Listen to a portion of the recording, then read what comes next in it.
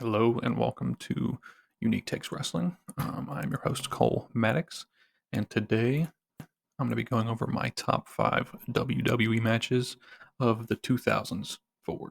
So this is not just a list of top 5 matches from the 2000s, but from the 2000s, 2010s, and the 2020s. It just as long as I've been alive.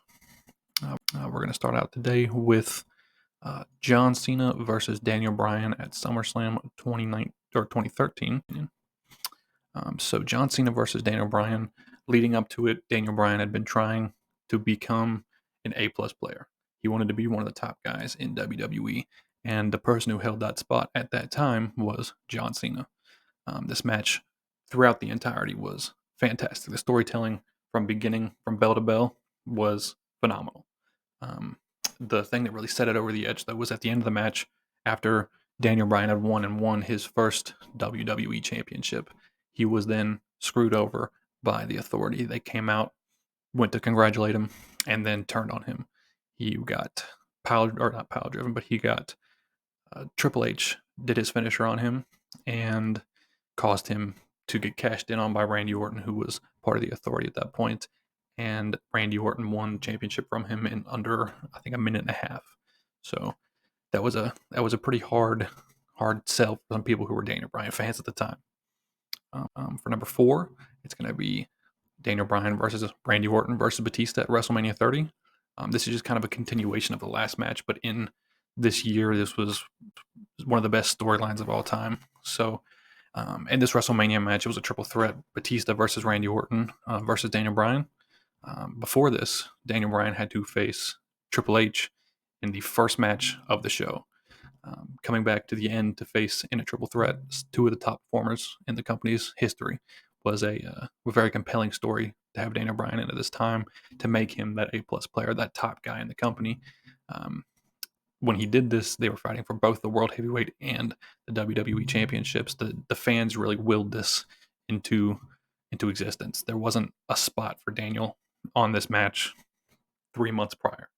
The company didn't see him as a top guy, but when the time came to put him in the match, it was very obvious that he was the right guy for this and he was the right guy to win, and he did. So that's the story behind this. The story driving into the match was phenomenal. For number 3, we have Triple H versus Undertaker at WrestleMania 28. A lot of people call this an end of an era match.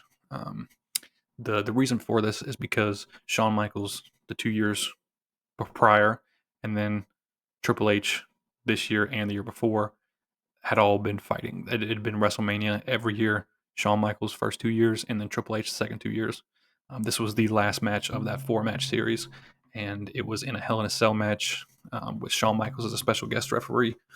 Everyone was going into this match thinking that Undertaker was going to lose his WrestleMania streak. It was going to be the first time in 20 years that the Undertaker had lost to WrestleMania. Even I personally thought that was going to happen here. However, in this match, even though Shawn Michaels did interfere and did almost cost The Undertaker his WrestleMania streak, at the end it was The Undertaker walking out and Triple H losing. So the story behind that match is also really cool and one of my favorites. Number 2, we have Shawn Michaels versus The Undertaker at WrestleMania 26. I referenced this earlier, but this is one of the greatest matches that you will ever see. If you want to show someone wrestling and want to see like a technical masterclass between 2 guys who have been there forever and that know the show and that know the moves and that love the business, this is the one you show them. The reason it's not my number 1 is because it's not my favorite story. It is close to it, but it isn't my favorite story. However, this was a retirement match. If Shawn Michaels lost, then The Undertaker won, then Shawn Michaels would have to retire, and that is what happened at the end. The Undertaker, they had fought for, I think it was around 15, 25 minutes.